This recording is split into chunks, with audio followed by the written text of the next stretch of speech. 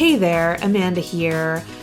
You know, every now and again we do a Facebook Live or have a live interview with someone that is just pure gold. So we wanted to make sure that you got a chance to listen to some of these really wonderful treasures and nuggets. So these are very special episodes, and I hope that you learn a lot from the coaches and experts that we tend to interview, and that it really helps you build the coaching business of your dreams. Enjoy! I'm super excited to have you here today. Well, I'm excited that you're here today. You're one of my favorite people. What is your name again? My name is Amanda Kaufman. It's so awesome to have you on the podcast. Thank you for doing this. Of course. Well, you happen to be one of my favorite people, so... You're too kind. You're too kind. So, Amanda, you're getting ready for Sundance. Yes. Are you excited? I am crazy excited about everything about next week. Tell the people what next week is going to be. So we're going to get to hang out together a lot because we're going to a high performance mastermind, which just kind of sounds a little pretentious, honestly, but if the shoe fits. But if the shoe fits, like, wear it, right? Yeah.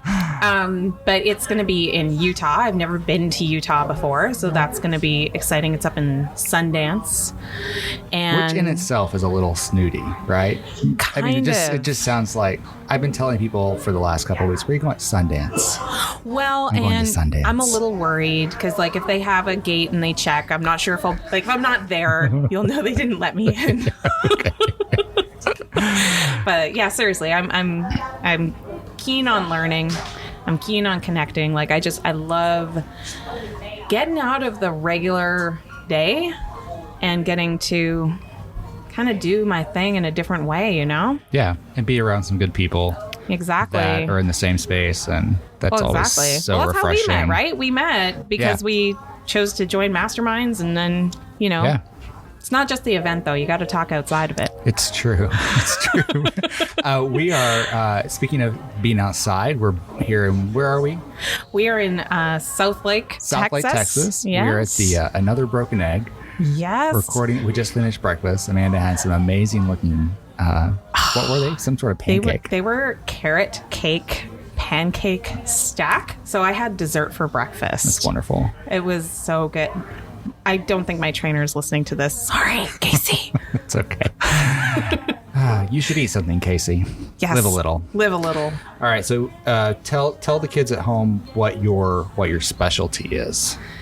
Well, these days I am an awesome coach. All right. Well, that prompts me. I'm a terrible interviewer. So let's back up. What were you doing before you were doing this? So, like, what got you here? What got me here? And then we'll tell them where here is. Okay. So I guess rewinding the whole tape, I was born and raised in Inuvik, Northwest Territories in Canada. Oh, never met a Canadian I didn't like, by the way. That's because we have a national policy of niceness. Yeah. That's great. We're very, very nice. We should adopt that here. It would be good. There's lots of nice people. You're nice. Yeah, you're nice. Okay. Yeah. And then went to college. I left the Arctic. There's not really any colleges north of the Arctic Circle. So, well, that's actually not explicitly true. They didn't have the engineering program I wanted to do. Okay. So moved there, and then I realized that a lifetime of designing distillation columns and refineries didn't really suit me. Mm-hmm. And I had an opportunity to become a consultant. So I worked for a really big consulting firm for 10 years, and I became a global expert on procurement operating models. What does that mean in English? I helped big companies and governments go shopping. Okay. How to buy stuff from suppliers, how to do that. You know, people kind of understand that in finance and accounting, they do the budgeting, right? They say, here's how much money you get to spend department. Procurement's all about, okay, you got that money. What can we get for it? Mm-hmm. Okay. Yeah. So you helped them do that. Yes. For 10 years. Yes. And then you quit. I did. I became an entrepreneur. So I actually, you asked me earlier who my audience was. This is something that I know people that listen to this podcast will be interested in. You took a giant leap and left the security of a stable job. Yes. And didn't just go find another stable job. You bet the house on yourself. I did. Where did the courage come from and the audacity to do such a thing? Well, it was, I think ignorance is bliss sometimes. Yeah. I can't think of an office worker who doesn't fantasize about doing their own thing. I really don't. And if you're the exception, maybe just leave a review and correct me. But a 5-star review with a correction will do fine. Yes, yeah. A 5-star review, obviously. Obviously. You said something to me like a year ago. We were talking about productivity and, you get to know me a little bit and you get to see like she has so many little hacks and things that she does to be more productive. Like that is crazy what she does. And you said to me, well, the master was once a disaster, and you totally pegged me because I used to be a workaholic. I used to work over 100-hour work weeks. Wow. Which is really easy to do, especially if you're a consultant and you've got client companies that you're working for and you want to keep your company happy and the client company happy. And, I felt like such a fish out of water because I was this chick from the sticks that grew up in the Arctic, and I was so scared somebody was going to find out that I'm actually not that smart. Yeah, right. So I compensated by being like hyper available and, really on my inbox. And, I'd work overnight. I'd work 30-hour days. That's sometimes, insane. Which is completely insane. And it killed my health. I became very depressed, even though I had a lot of really good things happening in my life otherwise. I had a loving husband, good kids, nice car, good apartment, Yeah. And I couldn't get out of bed on the weekends. So that sucked. And I decided to get help, which is what I recommend to anybody who's like excessively tired on a Saturday afternoon. I think you did a podcast recently on that, on talking in therapy and stuff like that. I talk a lot about asking for help. Yeah. So I think no matter where you are in life, you need to be asking for more help. Totally. Yeah. Ask for help. Yeah. So I did. And the thing is I've always identified as being a high achiever, kind of the A+ student and all that stuff. Yep. And it wasn't enough just to function. Like I didn't want to get to functioning. I didn't want to be okay. Yeah. And so I got into personal development and I started reading books and books turned into courses and courses turned into seminars and seminars turned into coaching. And, before I knew it, I was just, by the time I left my corporate career, I was only working 35 hours a week, but I had really good performance ratings. So, if you want to have 2/3 of your life back and not suffer in the performance, the only way to do that is through personal development. Yeah. I want to talk about that a little bit because you've moved your career, making the jump to entrepreneurship was in the personal development space. Would that be fair? We both pay a lot of money for a mastermind where we just go and get ideas, right? Right. I pay a therapist, to go twice a week just to get perspective, and I pay a coach, and you pay a coach, and you get paid, right? So I value all that very, very much. But yet when I go out there and try to do that, there's this discounting of what I can offer someone else. How did you get to a place in your business, in your life, where you're like, I value it and I should be valued for what I'm offering as well? Oh, that's such a good question. And by the way, when I just sent Amanda a messenger and I was like, hey, you want to be on a podcast? And she's like, let's go to breakfast. And so there wasn't a lot of prep for this. So if you don't want to answer anything, I can always edit it out, but it's going to be so much more fun if you just... I'll just suck it up and answer. When did you get the bravery to be like, hey, I'm worth what I'm asking, pay it? That's such a really great question because, even if you're working, I have nothing against working for an employer, or anything like that. It's just, I'm very creative, and I wanted to be able to call my own shots. And that was really important to me because I had been kind of that A+ student according to every other structure. And I was like, no more structure. Yeah. I want to just do my thing. And also, you know, in my corporate life as a woman that was moving up the ranks, there was so much like, oh, you know, you really can't be present for your kids if you're going to be in this career. And you really can't be happy in your relationships if you're in this career. And you really can't work on your health if you're in this career. And I just thought that was crap. Yeah. I was like, what is the actual point of working so hard to get to this point of a career and not have any life left? Even though that is exactly what you were experiencing, it sounds like. I made it happen, right? Like I had babies and got on airplanes and had a happy, well, still have a very happy relationship that gets happier every day, right? He's sitting right next to us. So I was like, yeah. I'm kidding. Perfect. It's perfect, and he's amazing. He is perfect and amazing, for the record. But it almost became like this rebellious mission to have kids and travel for my job because everybody said you couldn't. Yeah. And I was like, then what's the point? Yes, I can. Yeah. What's the point of that? Yes, you can. And then other people saw me doing that, and then they were like, well, how are you doing this? And so I'd give them little tidbits on how to manage their calendar, how to hire help, like having an au pair to help with your kids or a nanny, and like how to deal with the thoughts process, because there's so much guilt that this society gives us about like, aren't you going to raise your kids? And don't you care about their well-being? And like, don't you want to be involved? And it's like, yes, you can do that. And you can have help. Yeah. You know, you don't get brownie points for being really excellent at vacuuming your house 6 times a day. Right. You know? Yeah. So anyway, all that to say, like, that's kind of my belief system. That's where I'm coming from, right? So it wasn't a big leap for me to start kind of coaching almost on the sly at work, because I was helping people change how they were doing things at work and trying to help them show up at a new level. And I realized one day, I was like, man, you know, we can give you the best instruction manual, the best processes, the best computer software. We can give you the best of the best. But if your head is not in the game for change, you're going to reject it. And all that hard work is going to be for nothing.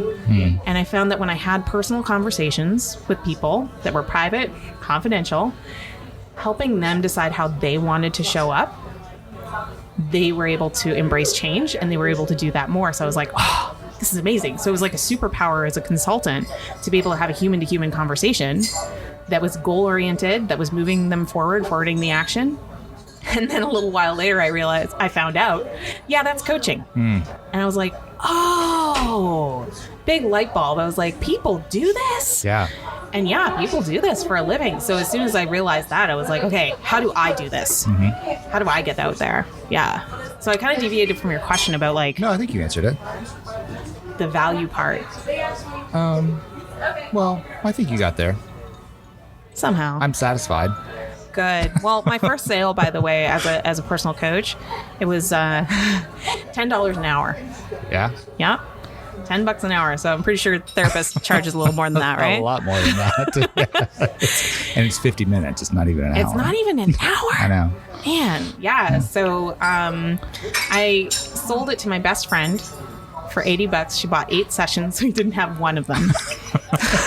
It was more of a charity thing. It was like, good for you for going into business. You're so cute. Exactly. Yeah, but you eventually got over that, and you've built this phenomenal business now, and you're doing all sorts of things. Like we were just talking over brunch, we were talking about all the amazing things that you're doing and figuring out, and still figuring out, and trial and error. And do you want to share like any of the things that are super exciting to you right now? Oh my gosh. With building your business? Yeah, so I've actually been at it for 2.5 years now. More than that. 2 3/4. And I've expanded from doing private coaching. So, you know, yes, I charge a lot more than $10 an hour now. Yeah. I got very clear. So Stephen Covey, Personal Development 101, always start with the end in mind. So as soon as I made that sale, I was like, yeah, I need to replace like a lot more than that per year. Yeah. So I backed into what my rates had to be Okay. in order to replace my corporate income. Yep. And then I said, well, okay, that's a terrifying price tag. That's the price of a car. How do I build to the value to deliver that? And how do I sell that? And how do I connect people with that? And I figured all of that out. And I love private coaching because I find people have so much more power than they think they do to change their situation and change their circumstances dramatically and usually really quickly. Yeah. And I just love being a part of that process with them to just help them do that. But here's the downside of one-on-one private coaching is you can only have so many clients at a time.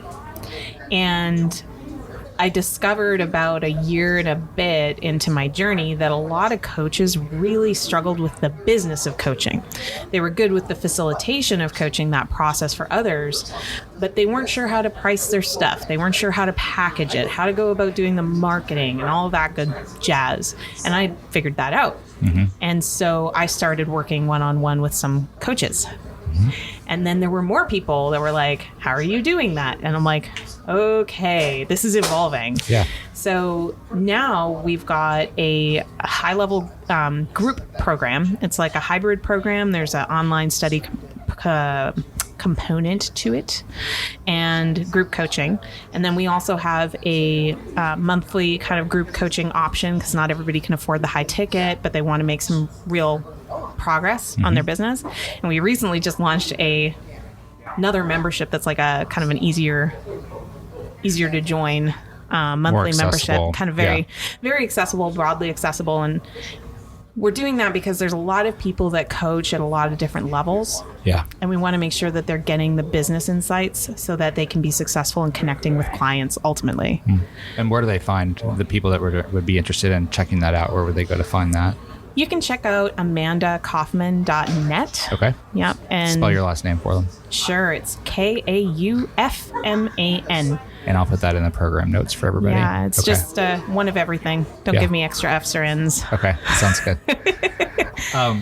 I'm fascinated by all the group coaching stuff, particularly. How do you? When I talk to other coaches, what I hear them talk about a lot is I do my group coaching sessions, and when you dig down to what that really is, they're really doing group training. They're not really doing group coaching. How do you navigate that, or do you see it all as the same? I do not see it all as the same. I love that you made that distinction because when I'm a trainer, right, if you're receiving my training, I'll refer to you as a student. Yeah. Right? And if you're receiving my coaching, then you're a client. And, we have different hats sometimes, and I'll even make the distinction of mentor. Right. So sometimes I'm mentoring you and I'm saying this is what I did in my past versus like I'm teaching you, here's how you set up this email structure or whatever. So when I do group coaching, my particular style is I do start with some training at the beginning just to kind of get people settled in and understanding the concept and kind of getting their head in the space. Yeah. And then what I do is I ask my clients to bring a journal and I ask them open-ended, empowering questions, and then I shut up. And I tell them, just journal on that for a sec. So they're self-coaching. Everybody's got their own journey. Yep. And then I invite them to come off the mic. So I like doing a smaller group for this reason. But I'll invite a few people to share some of the insights that they have or something that came up. And I might do some laser coaching with them, which is basically with their permission, can I ask you some more questions about that? Sure. More open-ended, empowering questions, and they're discovering their best path forward based on the original seed question. Nice. Yeah. So that's how I do it. I love that. Yeah. Yeah. I like that you have a process for it, and it sounds like you've thought about it. Yeah, I like that a lot. I like that you're so thoughtful, Amanda Kaufman. Well, thank you. I love systems and process. It really helps me bring my best. I wanted to ask you about that, actually. You mentioned all the packages and all the different products that you offer, and how did you learn how to do all of that? Oh my goodness. Because I can't imagine you just started, and I can't imagine you picked all that up from the consulting world, so you had to get it somewhere. Yeah, that's a great question. I have invested a unholy amount of money. Welcome to personal development, by the way. Personal development. You're the best investment you'll ever make. That's right. I have never paid for any personal development. I've only invested. So I am a better student than I ever was in my early 20s. Yeah. You know, I'm constantly reading and consuming content, and I've gotten a lot more specific. I love marketing. Mm-hmm. Like at first it was a necessity. I have to do it. And now it's like, well, what's this cool creative way that I can do it that's going to set me, you know, and our product apart and connect on a whole different level. Yeah. Cut through all the noise. There's a lot of noise. And be a very authentic, organic experience, while at the same time relying on systems and processes so that I can scale it. That's like been kind of the thing I'm so obsessed with. But in terms of like programs, I think it all started with going to some events. And I love events because you can get a bird's eye view of a lot of possibilities all at once. And the vibe is usually super high. Yeah. Right. And do you recommend any event in particular? High Performance Academy, y'all. Okay. I think that's a really good intro event if you've never been to one before. And that's a Brendon Burchard event. That's Brendon Burchard. Brendon is at Brendon.com. Yes. And I would also recommend, assuming that I get this podcast out on time, Brendon has another event coming up early October called Influencer. Yeah. So Influencer's good. And ladies, Rachel Hollis has been doing some events. I haven't Rise. It's called Rise. I haven't actually attended one, but from what I can see from the outside, it looks like a pretty stand-up event. And I've heard Rachel personally speak at other events at least 4 times now, and she's just excellent. So good. So you're looking at these other folks as basically mentors that you're watching from afar and maybe doing some reverse engineering? Definitely some reverse engineering going on. I invested in the beginning a lot in kind of $2,000-ish courses that were designed to give you the lay of the land of, you know, how does social media advertising work? How do you do a course? You know, how do you do this? How do you do that? And kind of some of those more tactical courses. And then I've done enough of them that I'm like, okay, like I get for me to create one. Actually, I get the themes here. I think sometimes if I was to impart wisdom to me 3 years ago and anybody who's at this stage of thinking about making a similar leap, I would say aim at the level you're at right now and nail it. Right? So what I mean by that is when you start getting into all the education of, I could have a course, I could be doing public speaking, I can have a podcast, I can have social media presence, I should run ads, I should have an online course, I should have a group program, I should have private programs, I should have a retreat. I could rhyme off like 36 things that you could do. And it stops most people short because they come up with a short list of a dozen things, and then they try to, by themselves, do all of it. And so that doesn't work. That is not a good approach. And I think some of it, and this is speaking from personal experience as well as observation, but I think a lot of it comes from a place of ego. Like we want to show up really well. Yeah. And so we're not comfortable going and doing one janky speech because we don't have our book published yet. Yeah. And we're not. That's me. Whoa. I didn't mean to like coach on the air here. Back off, lady. Okay. I'm backing off. Stepping off. You've done things. I'm doing the best I can. You're doing the best you can. But I completely get that. Where it's like, I don't want to go talk to the Rotary Club. You would have so much to say. I'm sure it would be lovely, but it's hard. And you know what else I think? Going back to one of the earlier questions that I'd ask you about making a transition. Once you've already experienced a little bit of success, the fear of jumping into something else and starting on box 1, step 1, FML. Like, that's you got to swallow some big pride. Okay, so I was like, somebody might argue with this, but I'm just going to say I was like number 2 in procurement operating model strategy for one of the world's biggest consulting firms. Yeah. And I said it in a very deep voice because it's very important that I did that. Of course it is. Yes, very important indeed.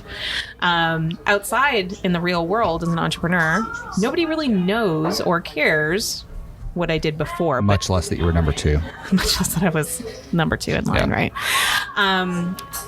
So I think one of the things that's really helped me personally in my journey is somewhere along the way, I built a willingness to be absolutely terrible at first. And a willingness to kind of stumble in the mud and stand up and try again and try again and try again. So this entrepreneurial journey for me, like I said, started about 2.5 years ago. And that's when I started like going to the events and joining masterminds and things like that. And there's people that started at the same time as me that had more money than I did, that had more. So I was so indoctrinated into my old company that I really just had no friends outside of that company. And I didn't really want to market to people that worked at that company. So didn't really have a lot of friends that understood what the heck I was doing. Yeah. And which is why I joined the mastermind. Yep. And I just kind of look at that. I was like, there's so many things that I did not have, but I've managed to retire my husband, not go back to corporate. I joked earlier, at breakfast, is like, hey, we're not out of business yet. So the struggle can sometimes still be real. But when I kind of get a little into that comparison mode, the one thing that I can see is a bit of a difference is every day I take that step forward on something. And I've made kind of this short list of, Amanda, you're going to do these things this month. And it's happening even if it's not perfect, even if it's not even good. This month you will be doing things. So, and then every month, once I start getting more comfortable with a skill or a process or something that helps an expert business along, then I add something new.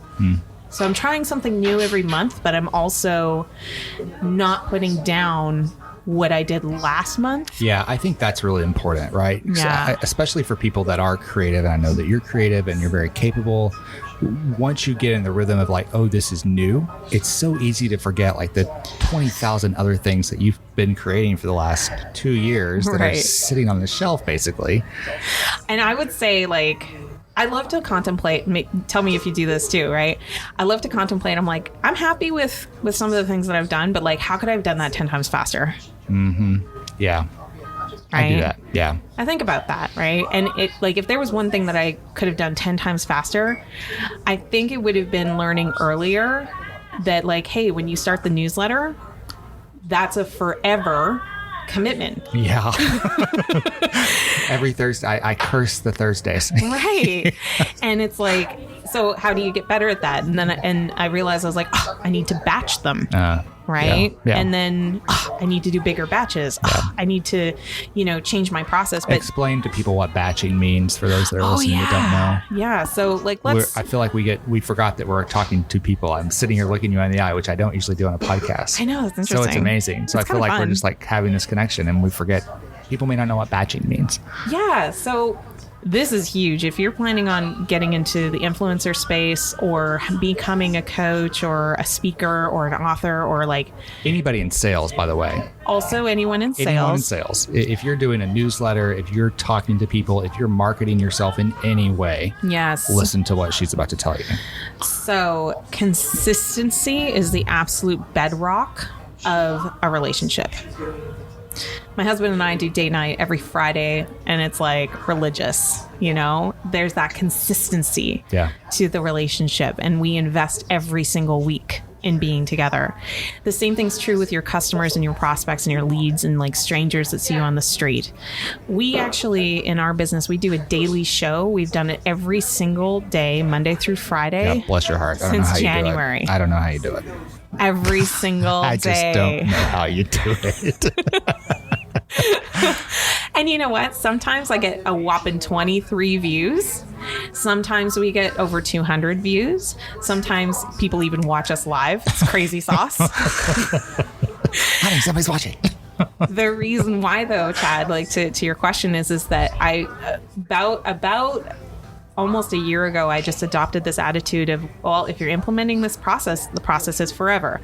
So when we said we're going to do a daily show, I'm like, okay, daily show forever, right? Until it gets replaced with, I don't know, a TV show or something, right? Yeah.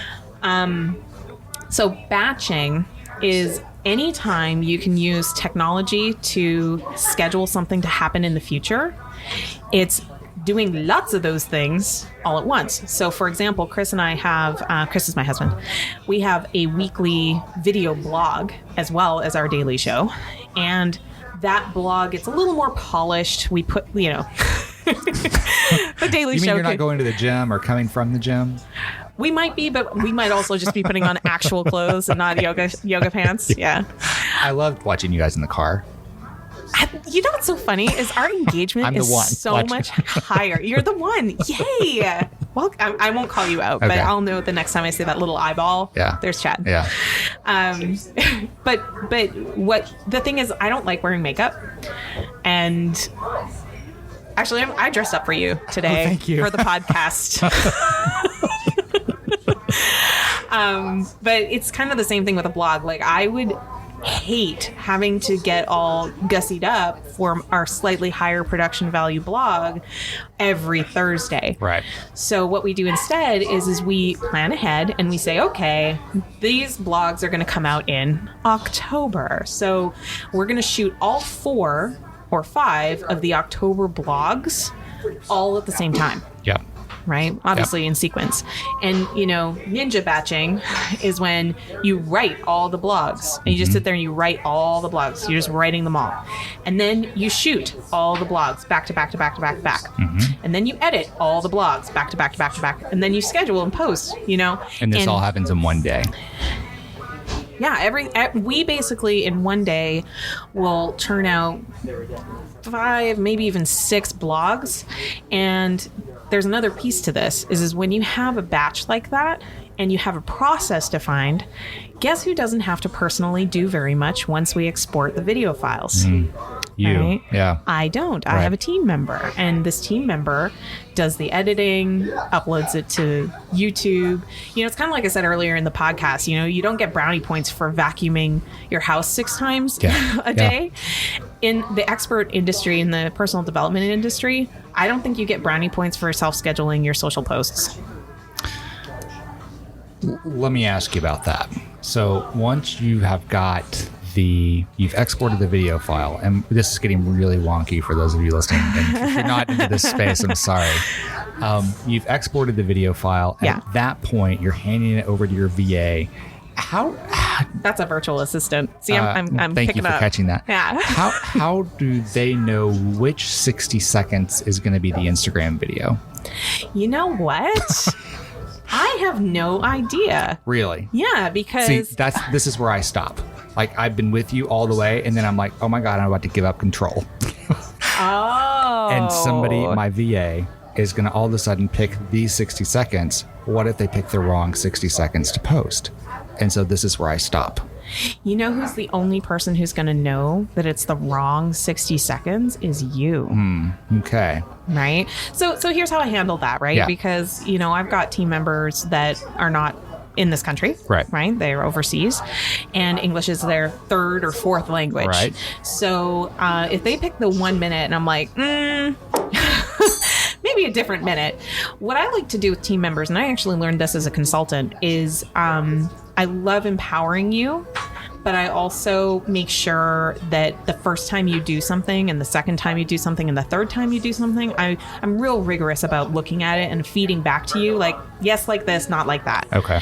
And then through that communication, then they learn, oh, Amanda likes it like this, so I'm just going to do it like this every single time. And it's like clockwork. Okay. Yeah. The other thing I do is the first time I'm teaching my team member how to do something, I use an application called ScreenFlow on my computer. Cloud app is another one. Camtasia is another one. Sure thing, so right? Whatever you're, and I think we both use Infusionsoft, which is like nicknamed Confusionsoft, right? Yeah, but only if you don't spend time with it. You have to love on Infusionsoft. You gotta love on Infusionsoft, and then when you do, when you do, it'll make it rain. It's magical. Yeah. But I was so nervous about having my team member get into Infusionsoft because I was like, because if you do something wrong in there, like I may never find it. I can't believe, just like side note, Infusionsoft, if you happen to be listening to this, like it's bizarre to me that you cannot figure out necessarily what tags have triggers attached to them. Yes. Like, hello, basic. Anyway. So what I'll do is I'll turn on ScreenFlow. I think you can actually. Oh, you know what? You're going to have to show me. I'll show you. You'll have to show me because like it's kind of maybe got me in trouble once or twice. Okay, so we're the nerdiest people I know. So great. I have so much joy about this whole like breakfast has been just fantastic. So, but what I'll do is, I'll show my extreme wisdom and complete comprehension of the tool that I'm teaching in a video, and then I'll send it to my virtual assistant so that he can just replicate it. He does exactly. And when he doesn't do it exactly, which also sometimes happens, what I'll do is I will turn on ScreenFlow and I will actually walk through and verbalize, here's where this went wrong. Yeah. Okay. Right. And so then what happens? So I've exported my video. I've got the 60 seconds that I need to post. What else is happening with that, and how does that get to the people? Oh, great question. So for those that are like new to all of this, video is like the most powerful modality. So yes, you could just stick with a podcast if you're afraid of being in front of a camera. But the thing is with video is you can get the words, you can get the audio, you can get the visual. So it's the best for delegating out to all the different platforms.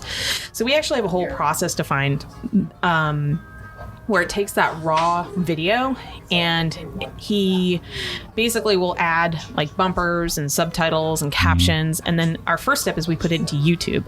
And then we take the YouTube video and we embed that on our website. So step one is when we announce the blog, we also have an email written to go out with the blog saying to our list, like, hey, new blog is up, come check it out. And we usually have some more enticing copy than that, but that's basically the gist.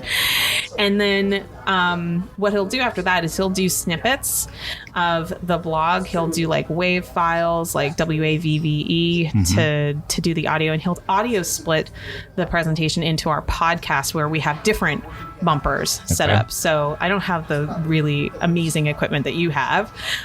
What we do is we just shoot the blog, and you guys, janky equipment, like low budget production. There may be an 8-track involved. Not going to confirm or deny. But magnetic tape, yes. Gosh, I wish. That'd be awesome. Wouldn't that be so much fun? So much fun. I'm not sure how you would like share your it. Mixtape and like double push the buttons to record. Exactly. And like Chris and I'll be like 1, 2, 3. But yeah, and then so once it's on the blog and we send it on the email, we also get quote cards made of some of the really super brilliant stuff that I say, which is epic. Yeah. I feel many coming out of this interview. Oh my goodness, there's so many major quote bombs. That might be a quote right there. There you go. There's so many major quote bombs. Yeah, it's perfect. So we do quote cards, and then we've got the 1-minute snippet, and then we basically proliferate that across the different social media platforms, and we do it on different cadences and timings. Okay. Some things we invest in boosting, some things we don't. It's a lot of details, but the point is that because we had the video, we could do all of those different things. The video that you batched, that you did the whole month up front, and that made your month of being in front of the millions of peoples. Oh, well, someday. Yeah. Someday the millions of peoples. And like, I will tell you that it's a steady growth process. But the thing that people don't really talk about when it comes to all this social media promotion and doing podcasts and all that is what we're doing right now with you, listener, is we're building a relationship. And there have been several sales conversations that we've done since we've like really upped our game on social and been more diligent with it, where I'm talking to like a flesh and blood human, right? And they're like, yeah, I saw you mention that on that show like 3 weeks ago. Freaks me out when it happens. Isn't that crazy? It's insane. But that's why we do it, right? Is because it's allowing us to form some relationship before we get into the actual real life human relationship. And it just makes everything a lot easier and more comfortable for everyone. I love that. I want to ask you one more thing before this is the longest podcast I've probably ever done. Yes. But I love it. So but I have one more question because you have so many wonderful insights. We do the social media thing. We get all the attention. We do the things that we know we're supposed to do to get the people in the funnels and all of this. Yeah. what about the back end stuff? Like, what about the meat of what you actually do? So how do you know what is the meat on a schedule? Do you know, like, I'm going to roll this product out and I'm going to roll this product out? And so he talks about the meat a little bit. For sure. And actually, like, maybe listeners, you might want to just play this podcast backwards and learn to hear English backwards, because I would say that the meat is far more important than any of that social media stuff that I just told you. Yeah. Because here's the thing. If you go out into the marketplace, and this is like business 101, if you go into the marketplace and you have a product that does not work and does not give people results, then you will fail. It does not matter what kind of business you're in. That's just like fundamentals, right? And I think sometimes we get super distracted by the complexity of the social media landscape these days. Because we're addicted to the likes. This is right. Like, Amanda and I just had this conversation about how much I hate social media, but we're so addicted to the like. We're so addicted to the follow. We're so addicted to the share and the comment that I think... And Brendan actually I think does a really good job of talking about this. He talks about some of you are out there working really hard on social, and you're just being popular. There's nothing to you. I mean, he says it more eloquently than that. I so appreciate him saying that. Back that up, right? Like, I don't have 6-pack abs. Like, I don't have anything to show you. But so when I put a post up, I feel like that's what I'm competing with. But in the back of my mind, I know that I'm not, because I've got the meat. Yes, substance. The substance to back up whatever I'm putting out. See, that's the key to the whole thing, is that if you are so wildly committed to the results of your students and your clients, then it doesn't matter if you have 3 clients or 1 client, right? If that 1 client is making more progress than they would have made had you not been in their life, then that's a win. And they're paying me real dollars, not just likes and follows. They're paying real dollars, not just likes and follows. Yeah. So I teach a whole thing in my community about use private coaching as like rapid fire prototyping. Because it takes almost no infrastructure to have a conversation with a person and have a real structured process to take them through it, to see the results that they actually get. And you get compensated for your time. And then when you go to do like a course or something, now you're informed by the actual conversations with real humans who paid and invested to have the problem resolved. And you resolved it. You got the good result. And look, not everybody's going to get the amazing result that you're looking for. But I almost look at private one-on-one is a really good entry point if you're wanting to build your expert empire. And almost nobody wants to do it because they say, but Amanda, that doesn't scale. And I'm like, but babe, you don't have any clients yet. Like, nobody's paying you. Let's worry about that when you've got 10, 20, people banging on your door. Then let's worry about scaling. Yeah. And that's kind of getting back to what I said earlier about, get after the stage that you're really at. Don't try to jump past getting results for clients, because if you try to do that, you're going to be frustrated, you're going to feel fake, and maybe it'll show, maybe it won't show, but you'll know. Yeah, I put myself through this exercise last weekend. Actually, I was struggling just with the book and all the things that I've got going on, and one of the questions I had to just get back to was, what is the outcome I can deliver? Yep. What is the outcome that I can deliver? And then to whom am I going to deliver the outcome? And it was very, very third grader, I was at the WeWork office, and they have this whole wall of whiteboard, and I love it. And I was just, I charted out the what, who, what, when, where, why, and how. Right. But not in that order. Right. It started off with what outcome can I create for people? And then I just worked through those elementary who, what, when, where, why, and how. Yeah. It was super, super powerful. I work specifically a lot with coaches because I love coaches, man. Like, they're the most heart-centered, impact-focused people. Like, a really great coach will change your life. I believe everybody should have a coach. Yep, me too. And but I love working with them on like the business stuff, and the first thing is like, well, why? Why are you doing this? And really, why? Like, for me, my why is when I was depressed and a workaholic, I didn't know a coach. I didn't know anybody like a coach. And I had a vague awareness that I could seek a therapist, right? But it just kind of, there was all that stigma with it and all that kind of thing. And like, I really think about that. I'm like, if I had met a coach, and even if that coach recommended a therapist, before we started working together, I think about like that, if I got there 10 times faster. Yeah. You know what I mean? Yeah. Like how much of your life are you leaving on the field? I think about that like a lot. So when it comes to me helping a coach, I really think about, me 10 years ago needing that coach because that coach figured out how to do some marketing. Yeah. And figured out how to have a conversation that didn't get them turfed out and feeling icky and all that kind of thing. But at the end of the day, it's about the client winning and getting results. And when I realized that no one buys coaching, actually, they want results. Yep. And if you can talk about results, anchor everything to results, and everything's about results, courses, coaching, masterminds, they're just modalities. Yeah. I love that. I read this article a few weeks ago. It was talking about how we don't have a problem getting expert advice like when the toilet's overflowing. Like calling the plumber, no questions asked. Right. If there's an electrical issue, call the electrician, no questions asked. Right. But when it comes to us, we hesitate, and many people never call the professional. That's so true. I feel like there's so much pressure to take care of everybody else, and we forget that we're part of everybody else. Yeah.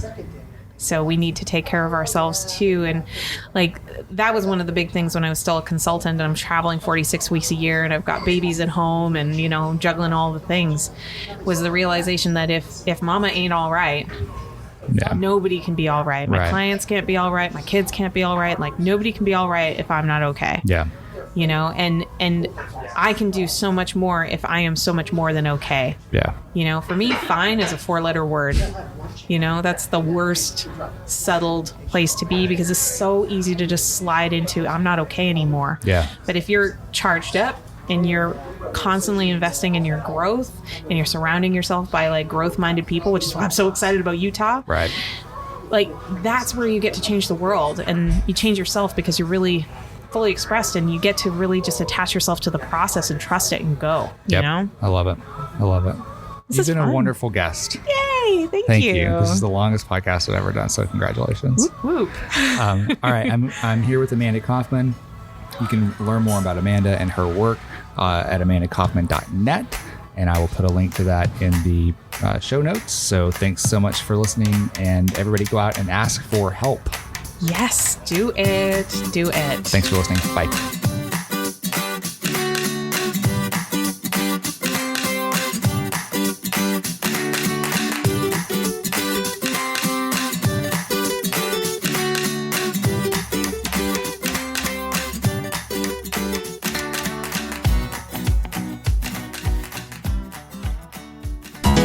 I hope you really enjoyed this episode and that it gave you some very useful nuggets.